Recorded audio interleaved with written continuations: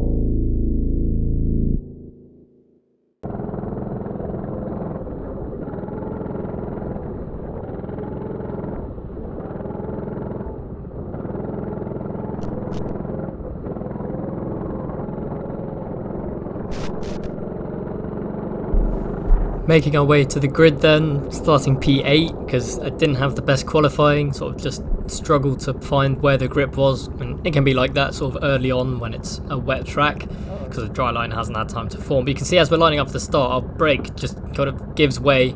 We start rolling forwards. I'm a bit confused, try and pump it, get some hydraulic fluid back into it so we can slow down for turn 1. But we do get away in the end. We managed to somehow stop the kart from just rolling forwards by itself. Got to keep our head in the game now. We've not lost any places off of the start, which is an improvement over a lot of our races so far this season. Our starts have been probably one of our weaker areas, and already you can see just how much understeer there is. I think we were the first or second group. Well, we had to be one of the two. There's only 2 groups, the heavies and the lights. But I think we were the first, which means we had a slightly wetter track because basically we'd had less people drive on it before us, which means that there's no dry line. And because it was sort of lightly raining all evening, there never really was a dry line. It kind of just stayed wet everywhere all the time, which made it very difficult to drive and very little grip. As you can see up ahead, a little bit of a skirmish going on. We're going to try and take advantage of that, use it to catch up after we lost a bit of time on the exit of turn 2 on that first lap. We get hit from the back, which pushes us wide, cost us quite a lot of time, and we've got someone up or inside there.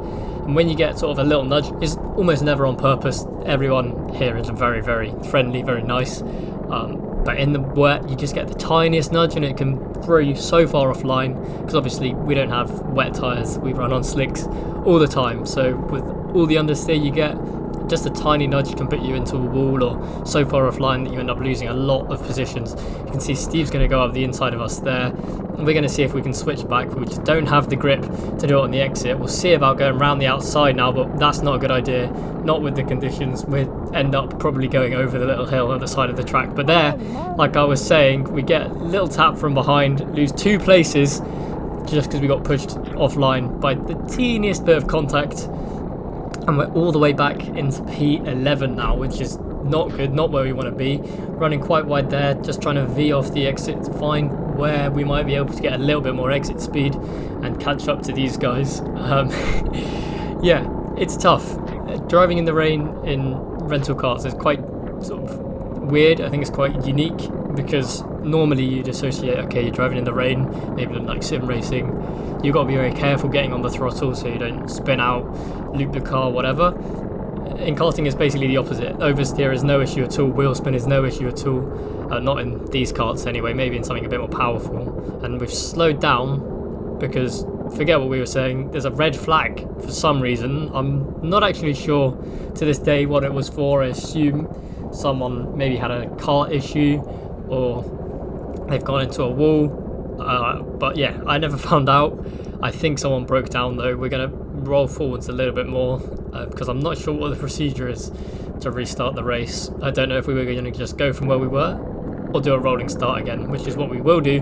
Sort of similar to F1 when there's been a safety car, we do a single file rolling start. Decent opportunity for us to make up for some of these lost positions now. Everyone's sort of close together, everyone's going to be bumping into each other, making mistakes. Maybe we can take advantage of basically other people's misfortune, which sounds a bit mean, but that's how it is in karting. No grip at all, a lot of people locking up into turn 1 there. We can't do anything with it though, we got to watch, because there is people behind us who will be thinking exactly what we're thinking, trying to make the most of the fact we're all bunched together again. Taking as much sort of runoff there on the exit, because it's a slightly more coarse, I guess is the word, surface. It's not the normal tarmac, so there's a little bit more grip, the water doesn't sit on top of it as much, and if you use it right you can get a little bit of a better exit. Still P11 though, we don't want to finish here. We're going to see if we can make up at least a couple of positions. I know that I'm faster than this, even though I'm struggling a little bit for pace. Big moment up ahead, and that is probably a contender for the best save I've ever seen. Pretty much fully sideways and still managed to not only stay ahead of us but keep the kart pointing the right direction, but he's going to loop it and end up going backwards into the barrier at that fast right-hander at sort of the back of the track, which is a real shame because it was a fantastic save before that. You can see there, I'm not sure what happened, sort of the unpredictability of the kart kind of came through a bit there. We were understeering loads, we found a patch with loads of grip, and that almost gave us some oversteer, which is, yeah, weird, very weird. Because like I was saying earlier, oversteer you basically don't have in these karts. When you drive in the rain, you don't need to be careful getting on the throttle that much. Obviously, it helps to be careful, but you're not going to spin on the power, but you could very well spin on the brakes or just go into a wall because of understeer, which makes it quite unique to drive these karts in the rain, especially on slick tyres. I think it's the same for everything on slick tyres, apart from something like Club 100, which is very treacherous, as you might have seen in Clay Pigeon. Basically understeer on the entry, oversteer on the exit. A ton of fun, but very, very difficult to master. Anyway, skipping to the end of the race now, P10, and that's about it. Not the best race, but considering that we had a bit of a mistake early on, we've not done too bad to recover it by the end of the race. Let's go on to the second heat.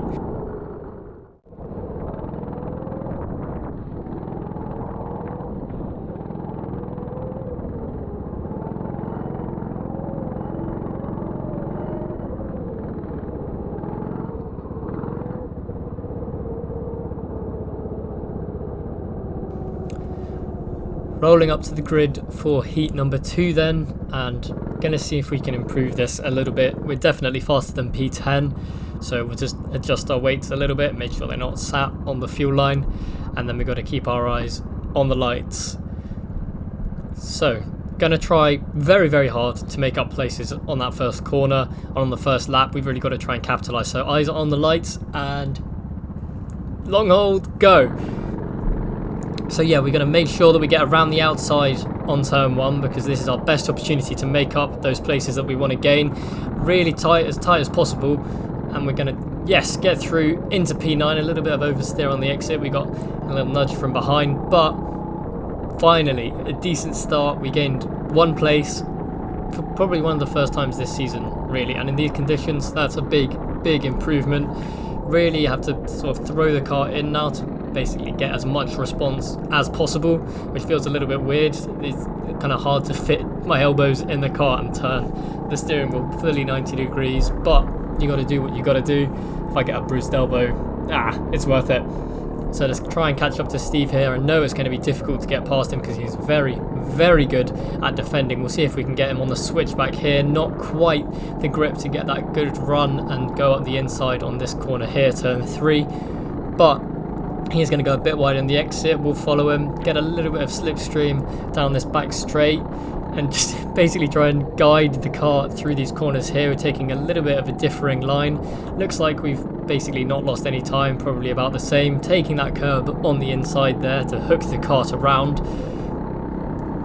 There's a bit of a risky one going up that curb, because you're either going to get hooked around very nicely and get a nice responsive turn. Someone's gone around in front of us, so we're going to gain another place into P8. And we're actually going to switch back Steve, so we're going to send that move up the inside for P7, and we're going to pull it off. We'll try and leave him some space on the exit, trying to get switched back ourselves though, and boom, very, very nice, into P7. And as I was saying, going up that curb on the turn, not here, not the next one, this corner here, it's either going to completely bounce you off it and you're going to lose loads of time and go out really wide, sort of like just there, or it's going to hook you around really nicely and you're going to gain a load of time. It's basically depends on your technique, and my technique is not consistent enough to do it regularly. We're going to have someone just coming across in front of us there. Probably didn't see us, to be fair, it's very dark. Just went for the gap. That's going to cost us a little bit of time, but we are going to be right on the back of him, so we're going to go for a move straight away. Maybe, no, not quite pulling it off just there. We're going to have the advantage through here. We've got to be careful though and drop off quite a little bit of speed, because we would have basically forced him way off of the track, probably into a lamppost had we kept our nose in there, which maybe would have gained us the position, but probably would have gained us a penalty too, and isn't very sportsmanlike. So we'll let him have the place for now, and we'll work on getting it back later. Unfortunately, we do have a little bit of a bigger gap to sort of P5 and beyond there, and we're even losing to P6 here. I know that Steve is going to be right behind us, so we've basically got to try and get this move done as fast as possible. Just like pretty much everyone says in karting, if you don't go forwards, you will go backwards, and we've done a pretty good job of going forwards so far, so we've got to keep that momentum. Trying not to be overtaken again in P7 would actually be a pretty good way to finish this second heat. Probably put us around P8, 9 on the grid for the final, which would, you know, we can work with that. Sort of almost back where we started after qualifying. Really struggling to get the car turned in there, as you can see, but we have gained on P6. We're going to see maybe not a move up the inside here, trying to find this dry line which is just beginning to form, or near enough form. Still fighting the oversteer. We've got 4.5 minutes left. We've got some sparks flying there. Very bad run for the kart in front. We'll see if we can make a move, try and capitalise off them being a little bit put off. They're going to know we're here very much. They're going to go wide, so we're going to take that curb. It hasn't bounced us off this time, so we'll get a very good run. Let's see if we can make a decent move into turn 1. They've gone very defensive. They come back across to get on the racing line. We're going to switch back to the inside, just narrowly avoid that cone, which would have given us a track limits warning. And the old switcheroo fully pulled off. Very nice. Take a little bit of curb there, try and leave him some space on the outside, be a sportsman, and that is P6. Very nice, and this race is going very well for us so far. If we can keep this momentum up, maybe we might just catch P5, but I think our biggest concern for the rest of these 3.5 minutes is going to be keeping those two behind us, because Steve has followed us through, although you can't really see it. And he's as good as overtaking as he is at defending, so it's going to be quite the challenge to keep him behind us for the rest of the race, especially with sort of these conditions which I'm a little bit weaker in. I struggle sometimes to keep it on the racing line. Alright, coming on to the last couple of laps of the race then, still really struggling for grip, especially in turn 1 to get that kart turned in. A little bit wide on the exit there, struggling for grip, and we'll find ourselves on the outside. Stevie's going to come through, just like I said, very good at overtaking, very sort of fairly aggressive, and he's going to take P7 off of us just coming towards the end of the race. We might have a chance to get it back off of him though. I think we're pretty fairly matched for pace, so if we can stay on his back and he makes a small mistake, we might be able to capitalise off of it and overtake him, coming on to what will surely be the last lap. I'm looking for the checkered flag here, but it's not out, so we will get at least one more lap of racing. He breaks early on the defensive line, stops us from getting that good entry, which would allow us to switch back in. And we're not quite going to get him out of turn 2, but we have an exceptional run out of turn 3. We can go up the inside, but we'd sort of just back off a little bit. Don't want to push him wide. We'll let him go through. That wouldn't have been a very sportsmanlike move. However, I didn't know that this was the last lap of the race, and had I probably would have kept my nose in, because we're going to come around these final 2 corners here. We'll go a little bit wide, lose a little bit more time. I'm thinking, okay, reset, we'll try again next lap, and then the checkered flag's out. I'm thinking, oh no, I could have had 6th, but too kind in the end. But that's not a bad result at all, going from P10 to P7, and probably one of the more exciting races this year. Very good. GG, Steve. That was some fun racing.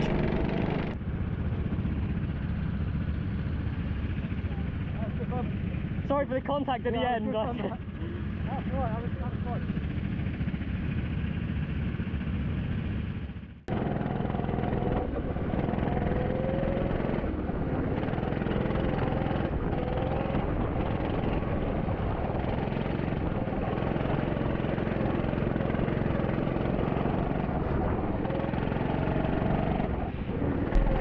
Final time then, let's make our way to the grid. We're going to be starting P9 on my least favourite side of the grid.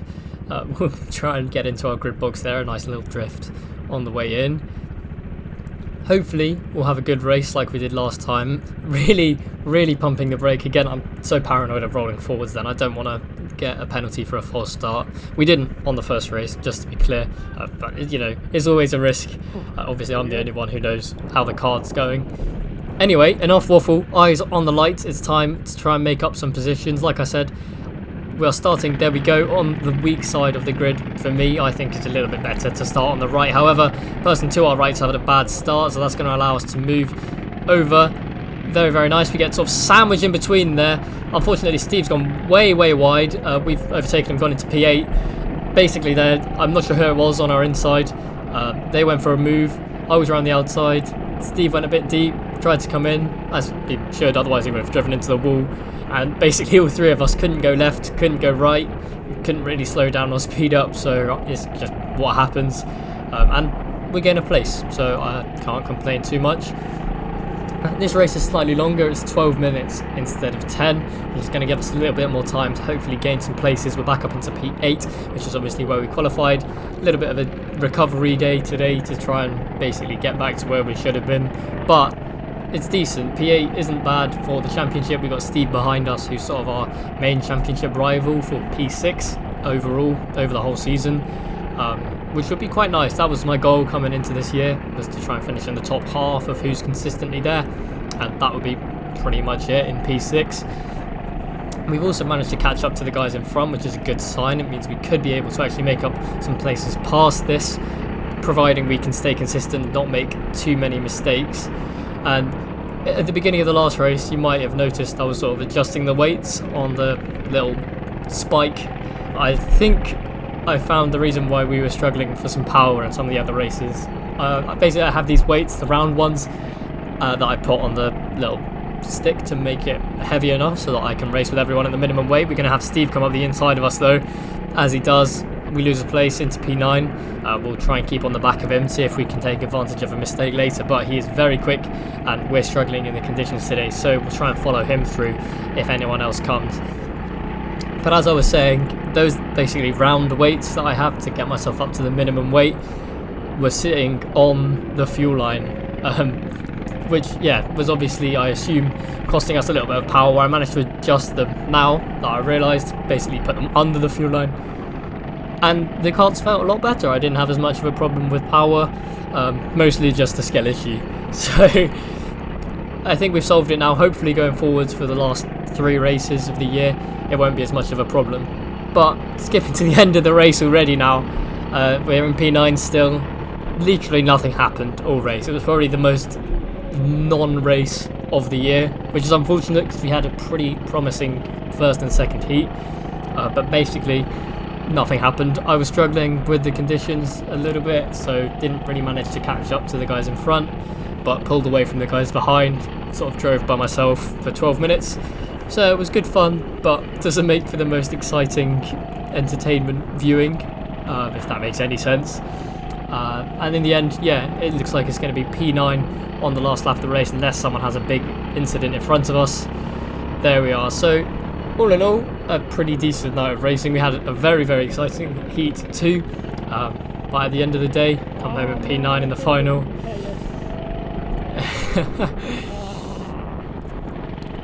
And yeah, not too happy with myself. I think I probably could have driven a lot better tonight, but oh well. Anyway, thank you very much for watching, guys. I know this video has taken a really long time to come out. It's basically the 2024 season and I've still got 1 race left.